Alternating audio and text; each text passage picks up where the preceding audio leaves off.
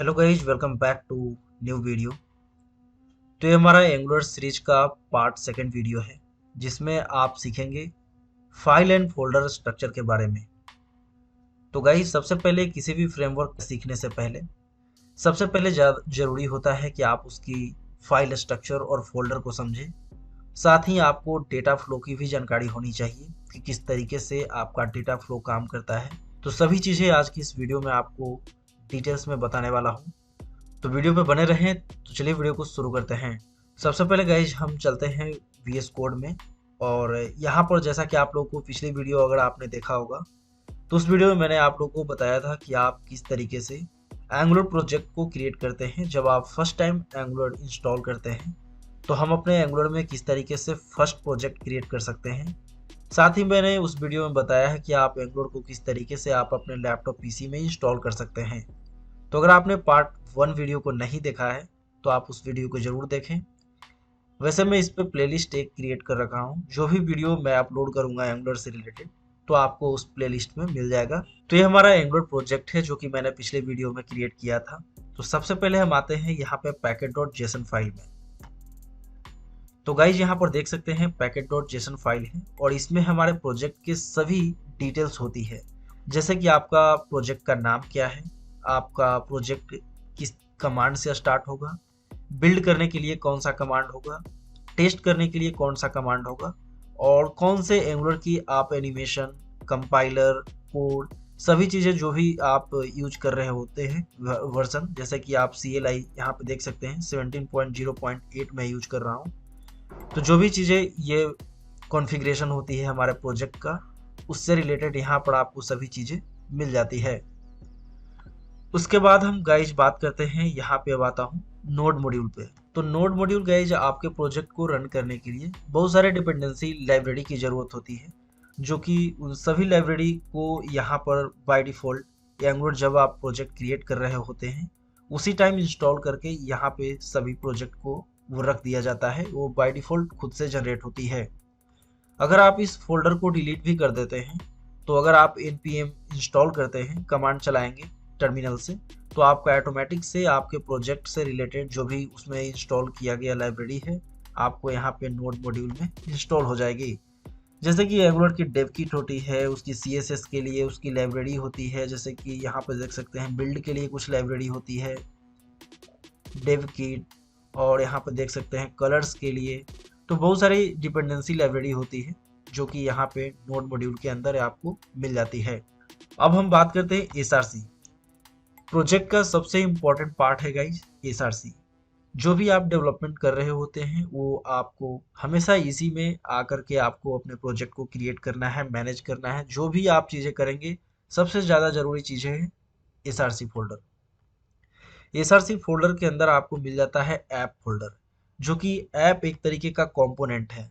जिस तरीके से ऐप कंपोनेंट का मतलब आप ये समझ सकते हैं कि पीस ऑफ कोड। जैसे कि आप किसी भी वेबसाइट पर जाते हैं तो बहुत सारे उसके पार्ट होते हैं। हेडर होता है, फुटर होता है, लेफ्ट राइट सब मेनू होते हैं। तो ये सभी चीज़ों को मिला करके एक प्रोजेक्ट बनता है जो कि छोटे छोटे कंपोनेंट्स होते हैं एंगुलर में। उसकी डिटेल्स मैं आगे चल के बात करूंगा कि एंगुलर किस तरीके से काम करता है और उसमें कंपोनेंट क्या है, उसमें हम विस्तार से बात करेंगे अगली वीडियो में। तो आप इतना समझ लीजिए कि एक तरीके का कंपोनेंट जो है वो पीस ऑफ कोड होता है जिसमें हम एक सेपरेट कोड रख सकते हैं अपने प्रोजेक्ट से रिलेटेड। और उसमें गाइज यहाँ पे देख सकते हैं HTML फाइल मिल जाती है, जो कि इसमें आप HTML कोड लिख सकते हैं। CSS भी आप हालांकि आप इसमें देख सकते हैं बाय डिफ़ॉल्ट ये एंगुलर जब आप प्रोजेक्ट क्रिएट करेंगे तो बाय डिफ़ॉल्ट ये जनरेट होती है। आप इसको चाहें तो रिमूव कर सकते हैं। वैसे जो भी आप प्रोजेक्ट बनाएंगे तो आप ऑब्वियसली इसको रिमूव करेंगे। और इससे कंपोनेंट से रिलेटेड जो भी CSS आप लिखेंगे वो आपको इस फाइल में यहाँ पे लिखा जाता है। और जो भी आप कोडिंग करेंगे वो component.ts फाइल में यहाँ पे की जाती है इसकी। अब हम बात करते हैं एसेट्स के बारे में। एसेट्स में गाइज बेसिकली आप जो भी CSS से रिलेटेड जो भी आप फोटो, इमेजेस वगैरह, आइकन वगैरह रखेंगे वो आप एसेट्स फोल्डर के अंदर रख सकते हैं। वैसे अगर आप चाहें तो कहीं भी रख सकते हैं, लेकिन ये बाय डिफ़ॉल्ट एंगुलर जो है आपको जनरेट करके देती है, तो आप एसेट्स के अंदर रख सकते हैं। गिट अभी छोड़ दीजिए क्योंकि गिट से रिलेटेड अभी कोई भी चीज़ें आपको जानकारी नहीं देना ही बेहतर होगा, क्योंकि अगर आप एक फ्रेशर हैं। और फेव आइकन बेसिकली गाइस, जब आप प्रोजेक्ट को रन करते हैं तो कॉर्नर में लेफ्ट साइड में दिखेगा आपको एक आइकन होता है। वो आइकन जो भी यहाँ पे होती है, वो आइकन आपको लेफ्ट कॉर्नर में ऊपर में ब्राउज़र में शो होता है। जैसे कि आप किसी भी वेबसाइट को जब आप खोलेंगे तो कॉर्नर में इधर साइड में आप देखेंगे कि यहाँ पे कुछ आइकन होते हैं, जैसे कि अभी ये नहीं शो हो रहा है कुछ भी। लेकिन जब आपका प्रोजेक्ट रिलोड होगा तो यहाँ पे कुछ वेबसाइट के आइकन आते हैं, तो वो आइकन बेसिकली यहाँ से ये फेव आइकन फेच करता है। अब हम बात करते हैं index dot H T M L के बारे में। तो ये guys, index dot H T M L जो है वो प्रोजेक्ट की सबसे पहली वो H T M L file होती है जो कि कंपोनेंट में रिलोड होता है। और गाइस, अगर आप इस वाले ऐप रूट को अगर रिमूव कर देते हैं तो आपका जो है H T M L view page आपको ब्राउज़र में नहीं दिखेगी। तो ये बहुत इंपॉर्टेंट चीज़ है, आपको ये यहाँ पे ऐड करना ही होगा। अगर आपके और भी कंपोनेंट है जो कि इंडेक्स पेज पे आप शो करना चाहते हैं तो आप उस कंपोनेंट को यहाँ पे ऐड कर सकते हैं नीचे में। ये है मेन डॉट टी एस। तो ये बेसिकली आपके जो H T M L file है और जो टी एस फाइल में के बीच में एक ब्रिज की तरीके से काम करता है। आप बोल सकते हैं कि जब भी आप कोड को अपने प्रोजेक्ट को रन करते हैं तो H T M L file में वो सभी चीज़ें जो एंगुलर की एक होती है, जो कि रिक्वायरमेंट जब आप प्रोजेक्ट को रन करते हैं तो ये एंगुलर की सभी फीचर्स को वो एचटीएमएल पेज पे रीलोड करके आपको दिखाती है। तो ये बेसिकली ये भी एक इम्पोर्टेंट फाइल हो जाती है, main dot T S file. उसके बाद आती है style dot C S S file.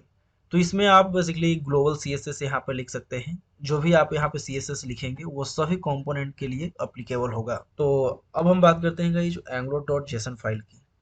तो ये गाइज आपके प्रोजेक्ट का ये कॉन्फ़िगरेशन होता है कि जैसे जब भी आप अपने प्रोजेक्ट को रन करेंगे तो कौन सा पेज रीलोड होना चाहिए। जैसा कि यहाँ पे देख सकते हैं इंडेक्स में है एक index dot H T M L. तो अगर आप सपोज यहाँ पे नया फोल्डर यहाँ पे आप क्रिएट करते हैं एक फाइल और उसका नाम देते हैं A B C dot H T M L. अगर आप यहाँ पे लिख देते हैं उसको A B C dot H T M L, तो सबसे पहले आपकी इंडे वो फाइल रिलोड होगी जो भी आप यहाँ पे ऐड करेंगे। उसी तरीके से ब्राउज़र में है कि जब आप रन होगा कौन सा टी एस फाइल रन करेगा, तो यहाँ पे देख सकते हैं by default main dot T S file है। आप इसमें चेंजेस कर सकते हैं। ये देख सकते हैं ये असिस्ट के अंदर यहाँ पे बाय डिफ़ॉल्ट लेता है।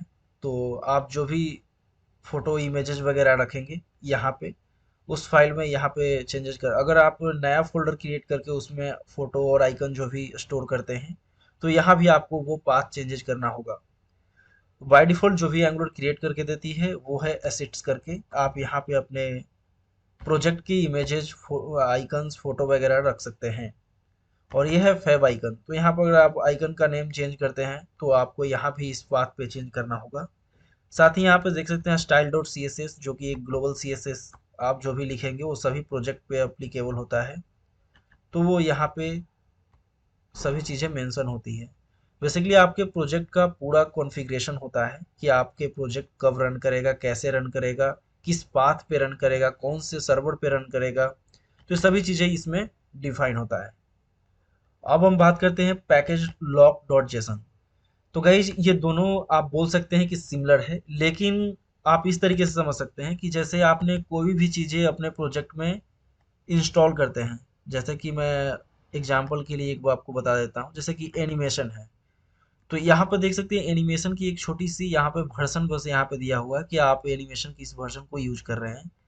लेकिन अगर आप कॉपी करके यहाँ पे आएंगे पैकेज लॉक डॉट जेसन में और यहाँ पे सर्च करेंगे तो आपको देखने को मिलेगा कि एनिमेशन का बहुत सारे यहाँ पे उसके डिपेंडेंसी लाइब्रेरी जो है वो भी आपको यहाँ पे देखने को मिलेगा। देख सकते हैं यहाँ से लेकर के यहाँ तक ये चीज़ें लाइब्रेरी इसमें ऐड है। तो ये आप बोल सकते हैं कि किसी भी लाइब्रेरी का उसका जो डिटेल्स होता है वो यहाँ पे पैकेट लॉक डॉट जेसन में यहाँ पे स्टोर होती है। अब हम नीचे बात करते हैं यहाँ पे T S config dot JSON file की।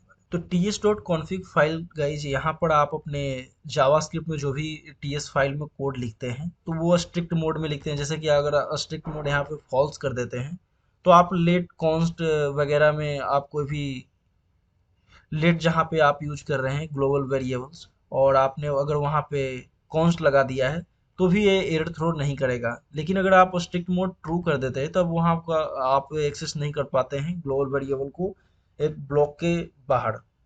तो ये चीज़ें यहाँ पे डिफाइन होती है कि जो भी प्रोटोकॉल्स वगैरह फॉलो करने होते हैं जावास्क्रिप्ट में, वो सभी चीज़ें इस वाले फाइल में डिफाइन होता है। और ये बेसिकली ये टेस्ट फाइल के लिए है कि कौन सा फाइल रन होगा सबसे पहले। देख सकते हैं यहाँ पे जैस्मिन वगैरह है, तो ये बेसिकली हम टेस्टिंग पर्पस के लिए यूज करते हैं। तो ये सभी चीज़ें हम बाद में आप लोगों को बताएंगे जब आपकी प्रोजेक्ट सीरीज स्टार्ट करेंगे। तो मुझे उम्मीद है गाइज कि इसमें आपको फाइल और फोल्डर स्ट्रक्चर अच्छे से समझ में आ गया होगा। और गाइज इस वीडियो में जो भी मैंने चीज़ें कवर की है वो एक बेसिक लेवल का चीज़ है।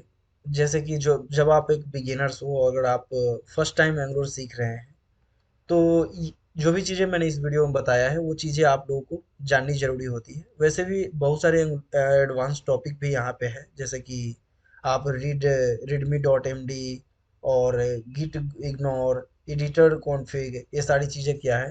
तो ये आप एडवांस लेवल में जब जाएंगे तो आपको धीरे धीरे सभी चीज़ें समझ में आ जाएगी। अगर आप एक बिगिनर्स हैं तो जो भी चीज़ें मैंने बताई है आप इन चीज़ों को एक बार रिपीट करके ज़रूर देख लें। और कोई भी अगर आपको समस्या हो समझने में या कोई टॉपिक के बारे में आप जानना चाहते हैं तो आप नीचे कमेंट कर सकते हैं। साथ ही आप हमें सोशल मीडिया पे फॉलो कर सकते हैं, लिंक नीचे डिस्क्रिप्शन में दिया गया है। Thank you so much.